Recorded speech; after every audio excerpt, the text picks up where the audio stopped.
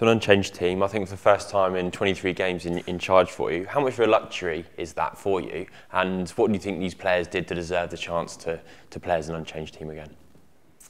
Well, answering the second question first, I do think they do deserve an opportunity to bounce back from that defeat. You know, it was a disappointing defeat, you know, in the way it ended up, but a hugely positive performance at the same time. You know, very proud of the way they worked themselves back into the game and the manner in which they played, to be honest. So I think they deserve another crack at it.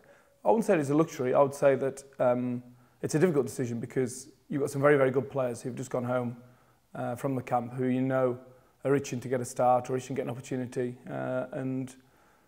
My message to them was go back and play well for your Premiership clubs. You know, we'll be watching. The likelihood is they'll get 2 Premiership games in now because we've got a fallow week between now and Ireland, and all selection deals are back on come Ireland. Dan Cole played the full 80 against France. How important is he to this team, and what does it say about him as a player that he can contribute fully for the full 80 minutes as a tight head, which is quite unusual? Yeah, I mean, his durability as a tight head is incredible, really. His ability to go and defend and scrum and be a ball carrier and clean rucks for 80 minutes has been really developed at Leicester, to be honest. You know, obviously he used to share the starting tight head with Castrogiovanni, but obviously more latterly he's played 80 minutes more and more, and the more you get used to doing it at the Premiership, the more comfortable you are as an international coach in getting them to back it up. That said, Henry Thomas is working hard, you know, to push his case forward from the bench. And the good news is David Wilson's also getting close to a full return and should be playing within the next week. Looking at the stats from France, your back row had a game of all-round contributions, Tom Wood, Chris Robshaw and Billy Vunipola. Do you feel they're approaching that balance you need in the back row, and do you think it's an area you need to play well in against Scotland on Saturday? Well, undoubtedly we need to play well in it. I think you know, fully respect the Scotland back row. They're very athletic, good ball carriers and good players, to be honest, across the board. So we definitely do need to play well in that area. As you say, we've got a balance of ball carriers, we've got ball winners, we've got 3 guys who work incredibly hard. We've also got another guy on the bench who, as you saw at the weekend, in Ben Morgan, who can come on and back up what Billy's done. It was an incredibly tough physical game at the weekend, ball in play, the longest I've ever known it. And for Tom Wood and Chris Robshaw to come off and say they're absolutely exhausted, and Tom Wood to get cramp, that says something about the game.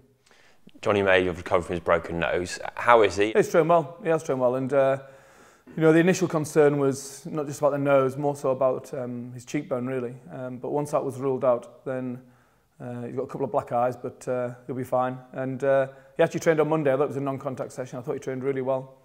Obviously frustrated, but still buzzing from the enthusiasm of a start.